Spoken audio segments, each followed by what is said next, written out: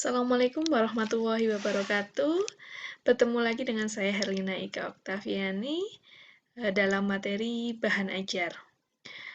Untuk melanjutkan video sebelumnya, sempat kita membahas tentang pengertian bahan ajar dan juga apa sih urutan di dalam bahan ajar. Maka di video kali ini kita belajar bersama tentang kriteria umum pemilihan bahan ajar dan juga apa sih urutan isi di dalamnya.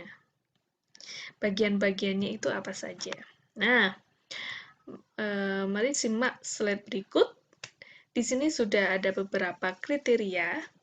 Kriteria yang pertama, untuk suatu bahan ajar itu harus selaras dengan standar kurikulum.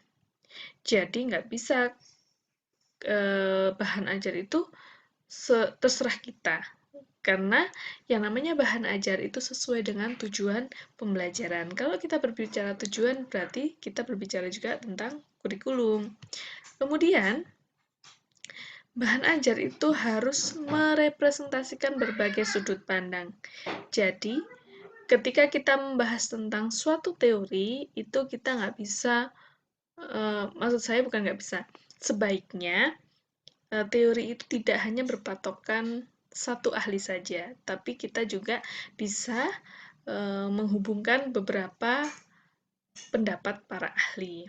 Nah, jadi sudut pandangnya itu tidak hanya sudut pandang kita sebagai penulis ataupun satu orang saja, tapi dari berbagai ahli atau literasi. Nah, kemudian juga harus dinamis. Dinamis seperti kita, manusia itu dinamis. Jadi, bahan ajar itu tidak boleh kaku. Jangan kaku, tapi bisa dinamis. Misalkan untuk di sekolah A, bahan ajarnya juga bisa dipakai untuk di sekolah B, seperti itu. Nah, kemudian gaya literasi yang berterima, maksudnya apapun yang diungkapkan di dalam bahan ajar itu harus bisa dipertanggungjawabkan. Jadi, tidak semerta-merta belajar adalah, nah, menurut pendapat penulis sendiri, kemudian tidak ada landasan yang menyertainya, tapi harus dapat dipertanggungjawabkan melalui aktivitas penelitian sebelumnya, misalkan sudah melalui uji coba, dan seterusnya. Kemudian, efektivitas biaya. Kita juga harus memperhatikan biaya suatu bahan ajar. Misalkan kita membuat untuk salah satu sekolah bahan ajar video multimedia interaktif. Ternyata multimedia interaktif itu digunakan untuk sekolah di pedalaman. Nah, itu tentu saja juga tidak sesuai. Kita harus memperhatikan sasaran didik kita itu seperti apa. Sasaran pembelajaran kita seperti apa. Makanya efektivitas biaya itu juga sangat penting. Kemudian memenuhi kualitas teknis. Jadi kualitas isi di dalamnya itu juga bagus. Teknis kepenulisan misalkan. Jadi jangan semrawut, terus kalau yang bab A misalkan rata kiri, yang B rata kanan, terus yang C justify, tidak, tapi kita harus memperhatikan semuanya. Kemudian sesuai dengan format bidang studi, misalkan ketika bahan ajar kita tentang IPA, ya kita harus memperhatikan format bidang studi IPA itu seperti apa. Kemudian merefleksikan konteks kehidupan. Jadi sebaiknya materi yang kita sampaikan itu tidak hanya teori saja, misalkan bumi adalah, kemudian peta adalah, pulau adalah, tapi kita juga harus merefleksikan konteks kehidupan sehingga orang itu bisa memaknai secara mendalam. Kemudian keakuratan isinya. Isinya itu misalkan Anda menulisnya saat ini tahun 2020. Nah, tapi isi di dalam materi-materi yang disampaikan itu ternyata materi lama yang belum berkembang. Nah, kita boleh pakai teori lama, tapi teori itu teori induk, teori yang mendasari satu teori yang satu teori yang maksud saya satu teori yang melandasi teori-teori lain yang berkembang seperti itu. Jadi keakuratan isi itu sangat penting. Kemudian sesuai dengan tingkat atau jenjang. Jadi kalau misalkan kita buat bahan ajar, tentu kita harus memperhatikan sasaran kita untuk siapa. Misalkan untuk anak TK, tapi isinya 1 ditambah 1, misalkan. Maaf, kalau 1 tambah 1 mungkin sudah ya. 2.000 ditambah 5.000. Nah, itu kan tidak sesuai. Untuk itu, kita harus memperhatikan sasaran didik kita seperti apa. Oke, kemudian komponen bahan ajar.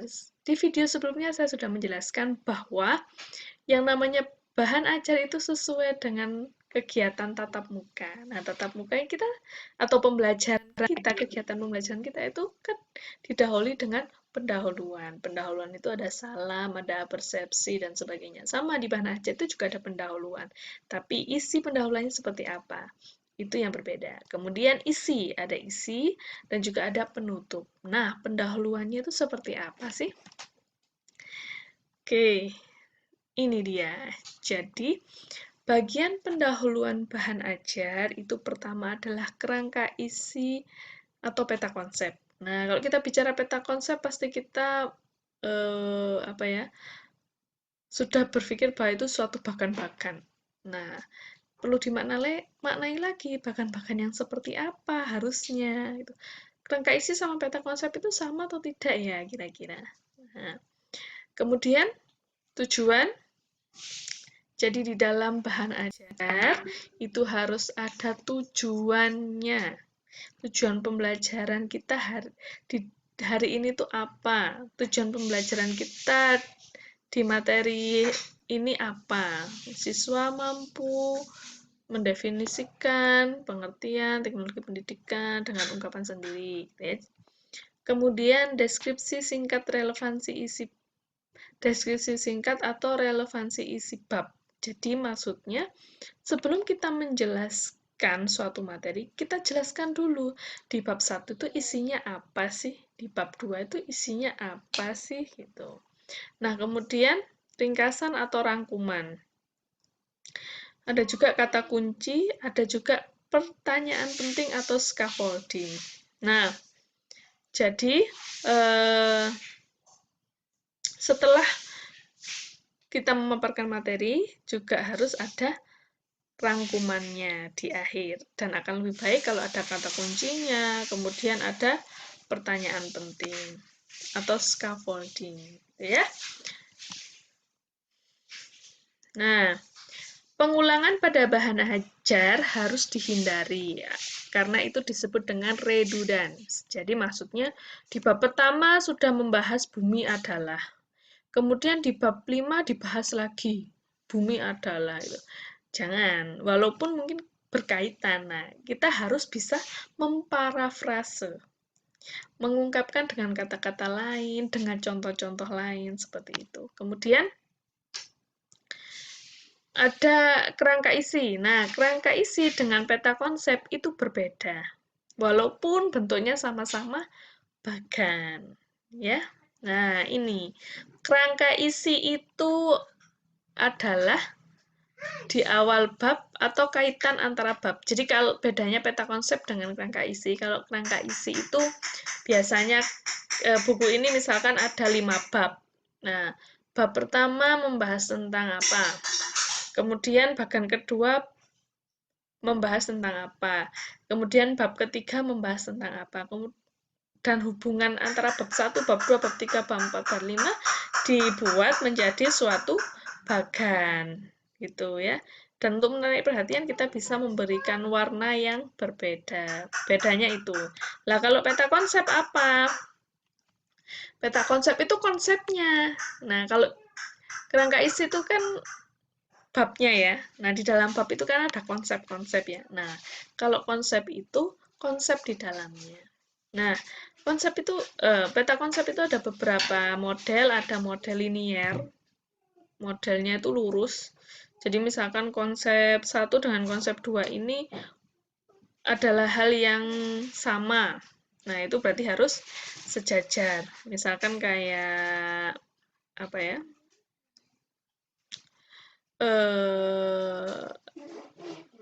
Simbiosis mutualisme. Nah, kan tidak hanya simbiosis mutualisme, ada yang lain kan? Nah, itu kan sejajar, berarti dibuat model linier. Kemudian ada lagi contoh kedua, model prosedur. Nah, model prosedur ini contohnya adalah misalkan ini ya, teknologi. Teknologi itu ada beberapa macam. Ada teknologi cetak, teknologi komputer, teknologi terpadu. Kemudian teknologi cetak itu ada dua di dalamnya, tentang sejarah dan juga ragam teknologi. Jadi kalau prosedur itu antara yang atas itu kemudian umum, kemudian ke yang khusus lagi. Dan prosedur itu juga bisa digunakan untuk mata pelajaran yang sifatnya prosedur, misalkan cara mengetik komputer, memakai komputer, cara mengetik memakai laptop. Nah, itu kan ada prosedurnya. Nah, seperti itu. Kemudian model campuran. Jadi antara model linier juga dengan model prosedural. Jadi bisa jadi konsepnya itu linier tapi juga prosedural gitu ya. Yang sering dipakai itu yang model campuran.